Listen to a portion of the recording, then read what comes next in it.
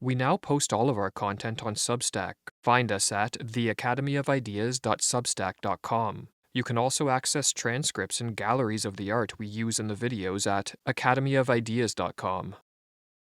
Man is caught like a fly in a bottle. His attempts at culture, freedom, and creative endeavor have become mere entries in Technique's filing cabinet.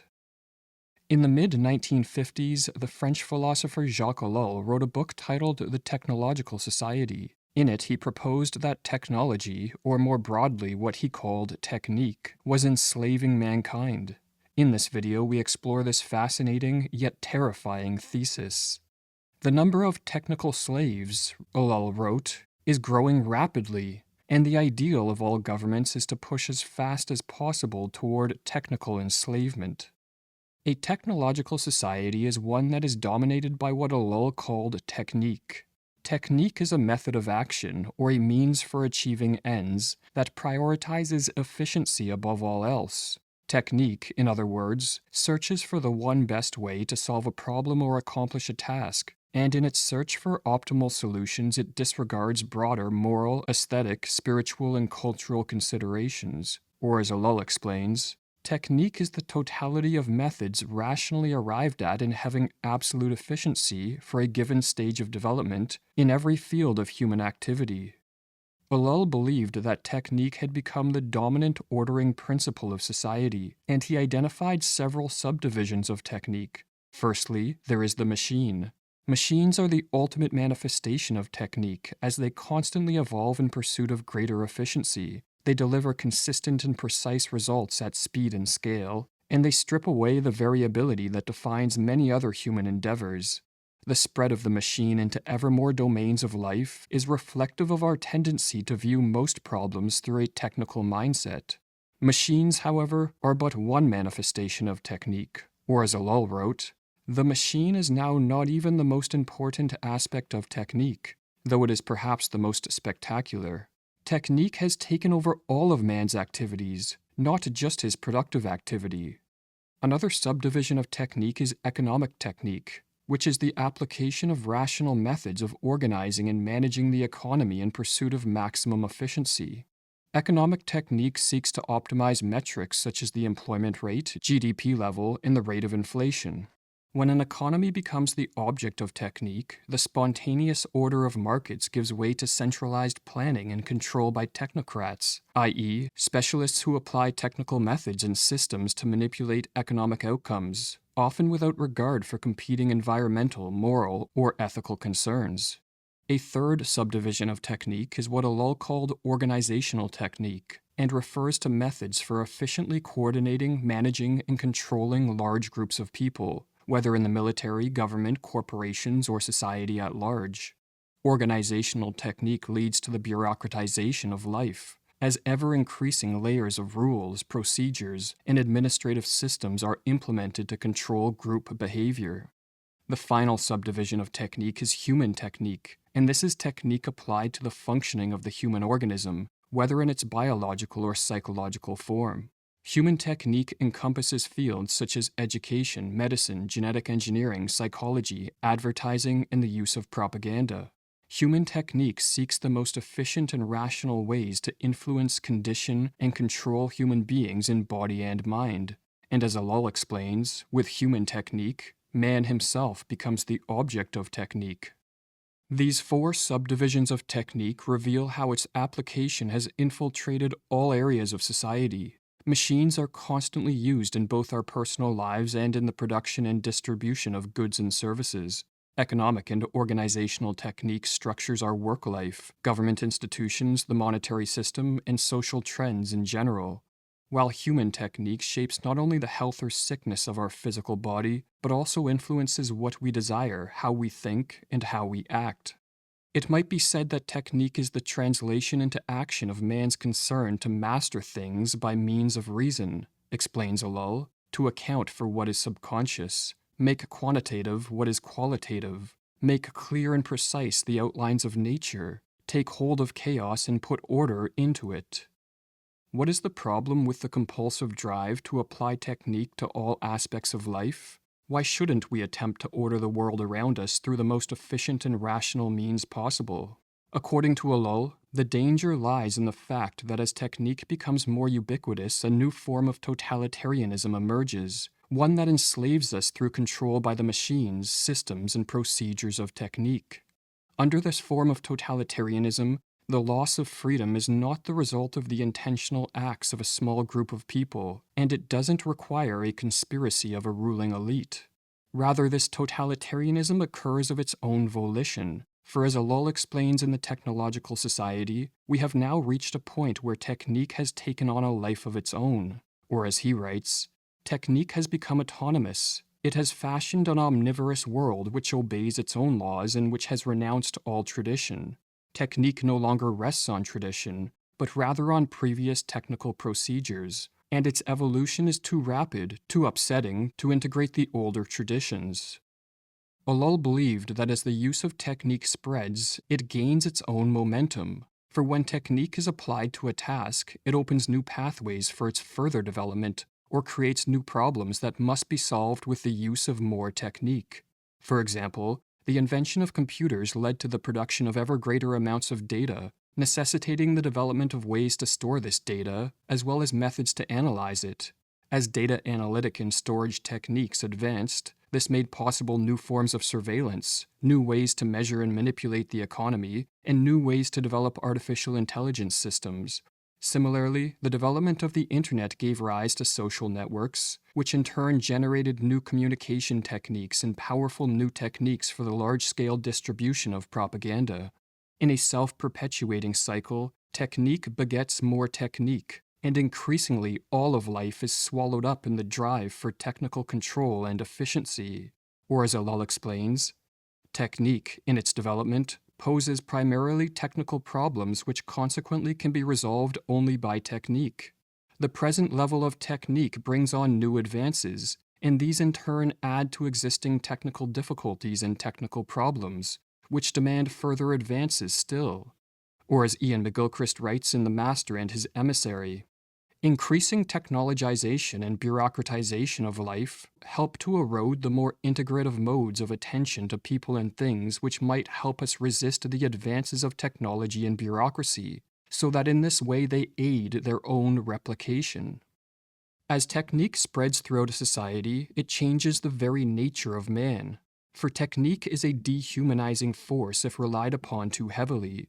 In the pursuit of rational efficiency, it moves man away from his traditions, away from the natural world, and away from aesthetic, moral, and spiritual values. It transforms man from a subject interacting with the world to an object manipulated for technical ends. Or as McGilchrist explains, there is a difficulty in maintaining one's integrity as a unique individual subject in a world where a combination of the hubris of science and the drive of technology blots out the awe-inspiring business of conscious human existence and replaces it with a set of technical problems for which they purport to have solutions. In such circumstances, we would be too easily persuaded to accept the role thrust upon us, to become an object, no longer a subject, and would connive at our own annihilation. Technique's relentless pursuit of the most efficient means, the one best way, comes at the expense of values that have long been central to the human experience. One such value is beauty. When decisions are governed solely by efficiency, beauty is treated as a luxury or ignored completely. The disregard for beauty is visible in modern architecture. In many cities, aesthetic values are no longer a primary factor in the construction of buildings. Instead, the emphasis is on efficiency. For example, in the building of housing, the focus is on minimizing costs and building as many units as possible given the constraints of land. Technique applied to architecture has resulted in skylines filled with uniform-looking glass and concrete skyscrapers, and sprawling suburbs composed of cheap, efficient, cookie-cutter houses. Technique further dehumanizes us by entrapping us within an artificial world of its own making. The world that is being created by the accumulation of technical means is an artificial world, and hence radically different from the natural world, explains Ellul. Most people spend more time staring at screens and absorbed in the artificial worlds of social media, video games, and movies than they do in nature. Most people work jobs that force them to spend all day controlled by the machines and systems of technique. While governments and corporations are increasingly using technique to control our behavior and manipulate our thoughts, wherever we turn, technique is grasping hold of us and moving us further and further away from the rhythms and flows of the natural world. A technical mindset also results in a loss of connection with intuition, which is one of the most powerful means of acquiring truth while also crucial to the creative process. Or as McGilchrist writes, if humans behave mechanistically, they fail. Intuition is faster and smarter. A constant insistence on disattending to intuitions and placing reliance instead on standard assessment forms and checklists replaces the unmeasurable but often astute assessment of a real human being with the bogus precision and lack of individual flexibility of a machine. The dangers of a technological society, however, do not end with its dehumanization, for technique is a centralizing force that strips man of his freedom while concentrating power in the hands of a relative few. Some believe the opposite to be true. They see technique, specifically in its technological manifestations, as a decentralizing force that will help return freedom to an unfree world. But as Elluls wrote, the idea of effecting decentralization while maintaining technical progress is purely utopian. In truth, the history of technical progress is also a history of centralization. The advance of technique has permitted the growth of vast centralized institutions such as the modern state, military, and corporations, whose combined power shapes nearly every aspect of life. Machines such as computers, cameras, and smartphones allow for an unprecedented level of surveillance, which promotes control by centralized states. The internet has allowed for the instantaneous and global distribution of propaganda. Military technique, through increasingly destructive machines of war, has enabled conquest on an unprecedented scale and created a vast power disparity between those who control the weapons of war and those who do not. Economic technique, especially applied to the creation of credit and the manipulation of the money supply, has created a debt-based economic system that greatly enriches a select few and holds the rest of us at a relatively impoverished state. While organizational technique has birthed sprawling bureaucracies that regulate almost all aspects of life and grant immense power to those who control these bureaucratic systems. Primitive man, hemmed in by prohibitions, taboos, and rights, was, of course, socially determined, writes Ellul, but it is an illusion, unfortunately very widespread, to think that because we have broken through the prohibitions, taboos, and rights that bound primitive man, we have become free. We are conditioned by something new, technological civilization. The centralizing force of technique, if unchecked, will continue to enslave us. It will create a world where men and women are increasingly measured, molded, directed, and controlled by the machines, systems, and processes of technique. All the while, many people will cheer on the advance of technique in the belief that it represents social progress, not realizing that with each advance our personal autonomy declines. Or as Ellul explains, with the final integration of the instinctive and the spiritual by means of innovations in human techniques, the edifice of the technical society will be completed. It will not be a universal concentration camp, for it will be guilty of no atrocity. It will not seem insane, for everything will be ordered, and the stains of human passion will be lost amid the chromium gleam. We shall have nothing more to lose, and nothing to win.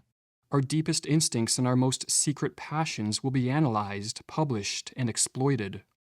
Academy of Ideas is the work of two brothers from Canada. One of our goals is to create videos that combat the nefarious ideas and ideologies or mind parasites that are weakening individuals and diminishing freedom. If you would like to support our work, become an AOI supporting member and access over 100 videos exclusive to members. New membership videos are added every month. Sign up at academyofideas.com/members. Can we avoid a further descent into a technological enslavement? Can we find a healthy balance between the natural and the artificial, between efficiency and other human values? Ellul was unsure, or as he put it, he is most enslaved when he thinks he is comfortably settled in freedom. In the modern world, the most dangerous form of determinism is the technological phenomenon. It is not a question of getting rid of it, but, by an act of freedom, of transcending it. How is this to be done? I do not yet know. That is why this book is an appeal to the individual's sense of responsibility. The first step in the quest, the first act of freedom, is to become aware of the necessity.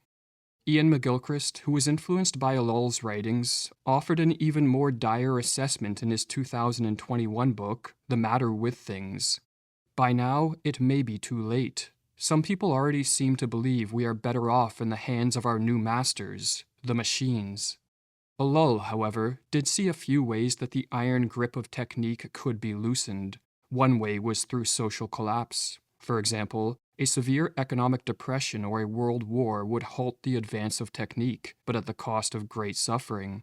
Or as Ellul wrote, if a general war breaks out, and if there are any survivors, the destruction will be so enormous, and the conditions of survival so different, that a technological society will no longer exist. Another way to avoid a continuing descent into technological enslavement is if more people wake up to the fact that there is much more to life than technological advance. For while technique has its role to play, when it starts to crowd out other values and to interfere with creative, aesthetic, or spiritual pursuits, its use has extended beyond healthy limits. If enough of us recognize this and change our lives accordingly, then perhaps technique can be relegated to its proper role of servant rather than master of man. Or as Ellul wrote, if an increasing number of people become fully aware of the threat that technological world poses to man's personal and spiritual life, and if they determine to assert their freedom by upsetting the course of this evolution, my forecast will be invalidated. But if we fail to heed Ellul's warning, our society will increasingly be ruled by machines and controlled by technique. We will continue to lose our basic humanity and become detached from the moral, aesthetic, and spiritual values that fill life with meaning and purpose. We will become the optimized components of a technological society, a society that values human life only to the degree that it furthers the autonomous development of technique.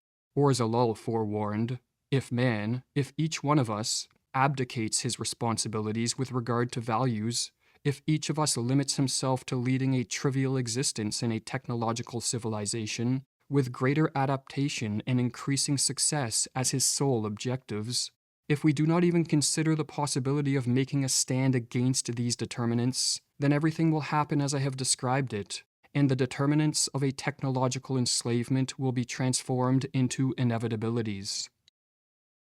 Ideas shape the course of our life. What we believe to be true determines how we act and what we aim for. In the modern world, most people are drowning in the sea of falsehoods propounded by politicians, our education system, the mainstream media, mainstream science, and mainstream medicine. Fortunately, we don't have to be misled by these institutions. At Academy of Ideas, our goal is to help those of you who wish to walk an alternative path to that of conformity. Join the Academy of Ideas membership program and access over 100 videos exclusive to members that can radically change your life, including our latest video on how to cultivate charisma, become socially powerful. Sign up for $5.99 a month or $49.99 a year at academyofideas.com/members. Academy of Ideas is the work of two brothers from Canada. We thank you for your support.